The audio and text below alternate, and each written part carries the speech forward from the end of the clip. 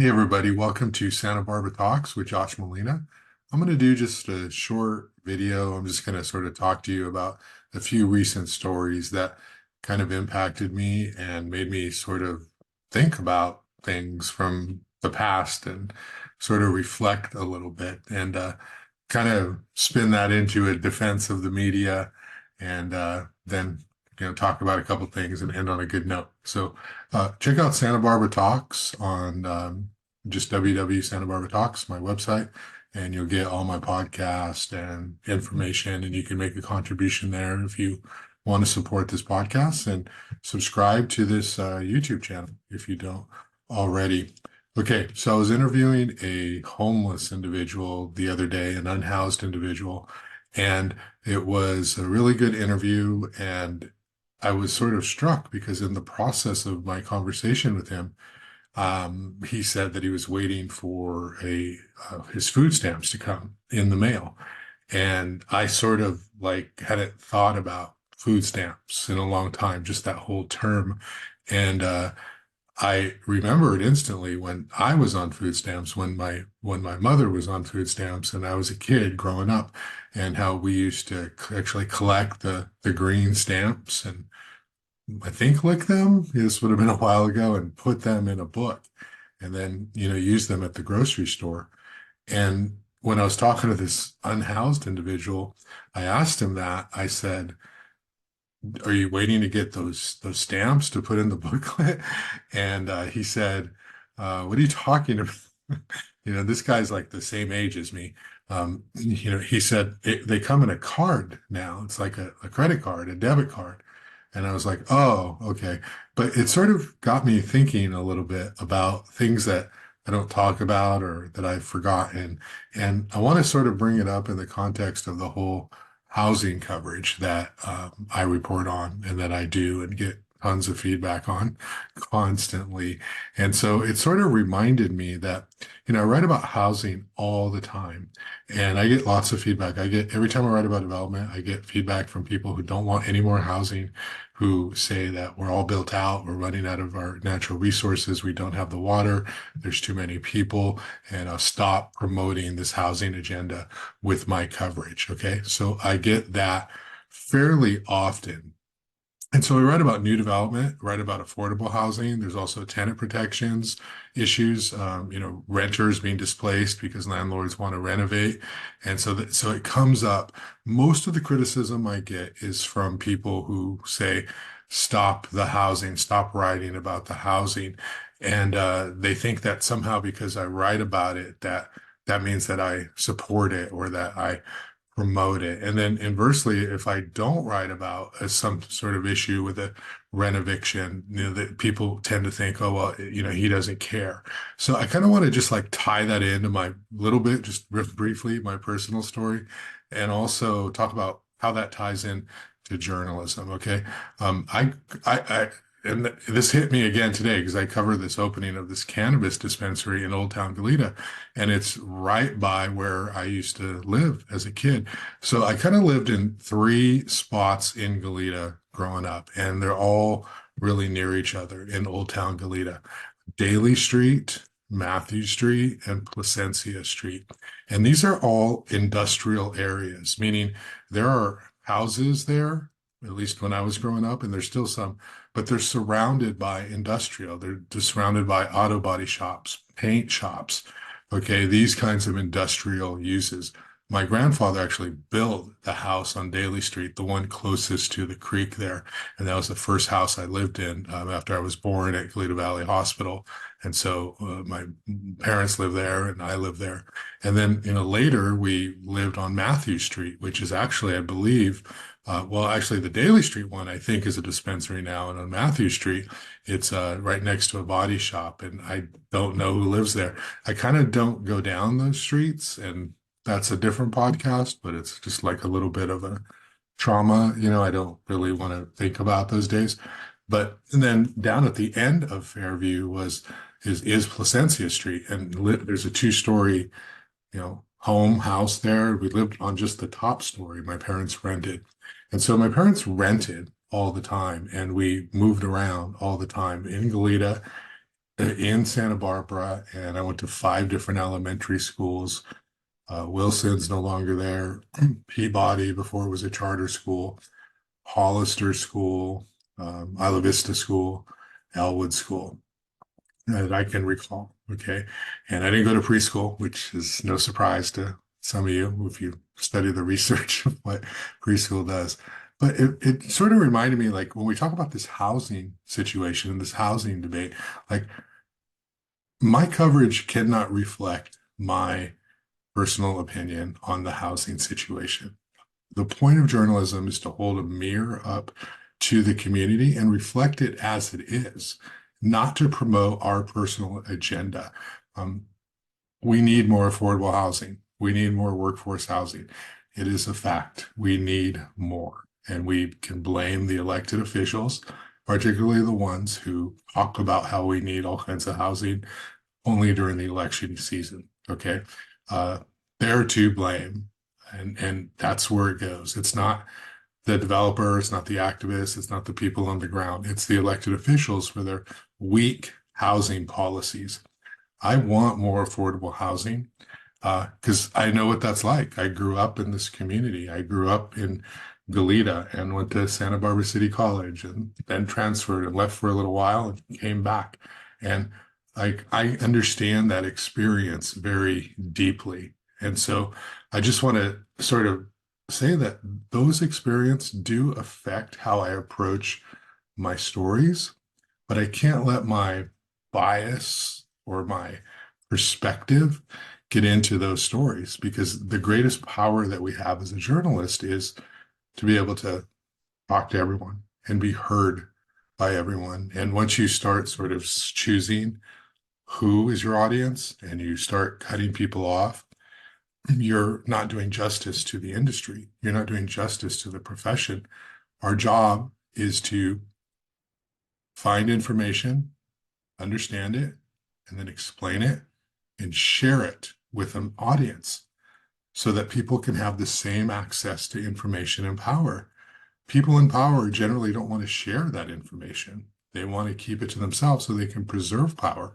And our job is to go find it, figure it out, explain it, and then share it. And so those experiences do affect me. So I do get a little offended if somebody sort of suggests that I'm not pro housing because I absolutely am. I don't really like the idea of the Macy's building being more, nearly 600 units and only having 56 affordable. I think that's something for the policymakers to figure out. We should have far more affordable. And I understand the economics, right? Costs a lot of money to build. You got to borrow a lot of money to fund, and these projects don't pay off for a long time, like more than a decade. I get that, but we're losing people in the community who help make this community strong. And so it's not good enough to say, if you can't afford to live here, you shouldn't be able to live here. Okay. It's not good enough because the people who can afford to live here either inherited their wealth from family members or parents, um, or yeah, they have really high paying jobs and they were able to do it. But that's not most people. Most people are renters in Santa Barbara and Goleta. And when these rents are too high, they can't afford it and they leave. And then we have turnover. And so a community never really develops its roots. We have a lot of an old guard in Santa Barbara, and they definitely have a lot of power. But they're here and they contribute to the community and they mean something and they're meaningful. I worry that without establishing those roots, we're not going to have that much longer. We're just going to have a population that keeps churning, the UCSB grads, and they stick around for a while and they work and then they move on. And it's just kind of this churn. And so when these developers are talking about all of these units and only 5% are affordable, that's a big missed opportunity. Okay. And so I think that we should put pressure, or not we, but the elected officials should put pressure on them to have more affordability because we need families. We need whatever your family looks like. I mean, it's not like a judgment on what your family should be, but we need people to be able to stay here in the community for a long time and not have to pay six, seven, $8,000 by the time these things are built for a 2 or 3 bedroom, which is probably how it's going to be by then. I can't let that get into my stories. Right? I have to talk and get all perspectives and reflect what's happening in the community. So I just want to sort of like just say that because there's no doubt we need all that housing. If I choose to write about a housing story, it's not because I'm trying to perpetuate an agenda. It's because it's what's happening in the community. And nobody, well, I shouldn't say nobody, but I understand it as much as anyone does, the power, the struggles, I should say, that come from being poor in this community. And I know people who know me now are like, really? I don't believe that, because I act a certain way, but I have to act this way. Because if you don't act this way, you won't be taken seriously, right? Because it's just how it is. I'm a Mexican American and we're treated differently. We absolutely are. And that's not a chip on my shoulder. It's fine. It's just how it is. But if I get intense, right, people get, whoa, what's going on? Someone else can get intense. And it's just like, oh, they're being a leader. So I just want to kind of share that that's part of the experience that I have and that I bring to my stories. And I want to talk about just quickly Sal Nuevo, city of Santa Barbara, thinking about demolishing that thing and building more housing. They're working with the out-of-town developers. And I hope they'll be able to increase a lot of that affordability as well. And the developer needs to make money. I understand that. But we do need units for people to stay here, not just units for the super rich and for people working at, higher paid sort of tech companies early on. And then, I don't need to advocate for the firefighters, police officers, teachers. Everybody uses those talking points all the time. It's true though, right? We do need those people who are the fabric of our community to be able to live here. Okay. So I just kind of want to talk about that and say that my stories are my stories. And it's such a skill to be able to separate the personal from what the mass audience needs to know. And we need more of that. Too often in this society, we have anyone with a newsletter or a media platform or a website, and they blur the line of what we do as journalists with what they do. And there's too much of that. There's too much opinion. There's too much going on where people are trying to influence and perpetuate an agenda based off of coverage. And we should just be, like I said, understanding the information, gathering it, explaining it, and sharing it, and let people have the power to make their own decisions. One other quick thing is I wrote a story, very depressing story or sad story about sex trafficking. And I talked to Sally and Chuck Cook, who opened up Hope Refuge, which is up in the San Ynez Mountains. And they partnered with Olive Crest. And it's like Sex Trafficking Awareness Month. And they have a home for, I think it's 16 girls, and the average age of a girl who enters who becomes trafficked is 12 years old. And so if you haven't read that story, I think you should. They're doing a capital campaign and whatever. As far as that, you can decide whether to donate or not. But just understanding the issue. Sally Cook, has this great line in the story where she quotes her, I quote her, and she says, you can look the other way, but you can never not say you didn't know. And it's a huge problem. And, trafficking comes in all kinds of different forms. It could be, read the story, but it's happening under our noses in some cases. In some cases, it's traditional, what you think of, with like somebody on the street or something, but it's usually much like less obvious than that, but it's happening everywhere and it's very sad. But the good news is this home is around the clock therapy, counseling, and they help them get better and get out of that and reestablish themselves.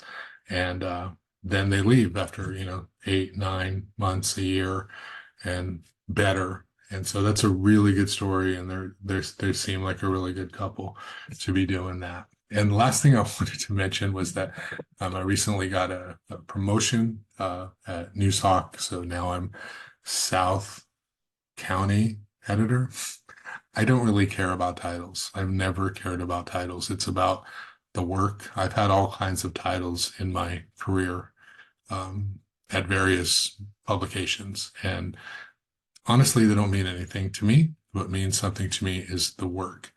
But um, since they gave me this title, they gave me a little more money, very little, and more responsibilities, which kind of I've already been doing, but just kind of formalizing that. So what that means is if you have an idea, story idea, you have a complaint, you want coverage of something, feel free to let me know. Email me, and I'll put the email up there on the screen. And yeah, let me know what you want me to write about. I promise you that in my journalism, which is like thing I love it. I can't explain it. I hope to do it until I die. You have to love it in order to do it with the pay that we get. And LA Times is having layoffs. All newspapers are downsizing. If you're lucky enough to have a job in journalism and you love it, you should keep it. Um, so, my commitment is to do my best always and to try to reflect the stories accurately, fully, and completely. And that applies to people that I don't like, people that I disagree with, people who I do kind of like. And I quote elected officials. Some of them are going to be quoted a lot. Like, quite honestly, I'm just trying to tell a story, and I'll quote the people who are able to explain that, no matter who they are. And so I want to write stories that all of you care about. So feel free to contact me and let me know. And visit my podcast, SantaBarbaraTalks.com on the web. Hit subscribe on this YouTube channel. And thanks for your time. Appreciate it.